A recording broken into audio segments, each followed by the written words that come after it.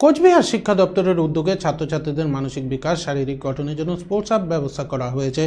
8ই জানুয়ারি থেকে শুরু করে 11ই জানুয়ারি পর্যন্ত কোচবিহার জেনকিন্স স্কুলের ময়দানে বিভিন্ন বিদ্যালয়ের ছাত্রদের নিয়ে ক্রিকেট টুর্নামেন্টের আয়োজন করেছে শিক্ষা দপ্তর কোচবিহার। মহিলা ব্যাডমিন্টন প্রতিযোগিতা শুরু হলো এদিন। ইন্দিরা দেবী বালিকা উচ্চ বিদ্যালয় ময়দানে এই ব্যাডমিন্টন টুর্নামেন্ট অনুষ্ঠিত হয়।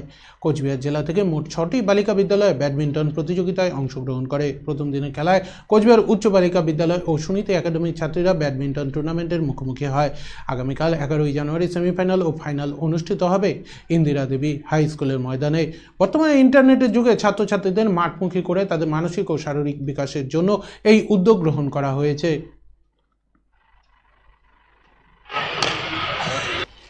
আপনারা জানেন যে গত সোমবার 8 জানুয়ারি থেকে শুরু হয়েছে পশ্চিমবঙ্গ সমগ্র শিক্ষা মিশন কুচবিহারের তরফ থেকে হাবস অফ লার্নিংয়ের প্রোগ্রামের অন্তর্গত প্রথমে 8 তারিখ জেনকিন্স স্কুলের মাঠে T10 ক্রিকেট টুর্নামেন্ট শুরু হয়েছিল দুদিনব্যাপী। গতকাল T10 ক্রিকেট টুর্নামেন্ট শেষ হয়েছে এবং জেনকিন্স স্কুল এই টুর্নামেন্টে চ্যাম্পিয়ন হয়েছে। রানার্স হয়েছে বিবেকানন্দ বিদ্যাপীঠ।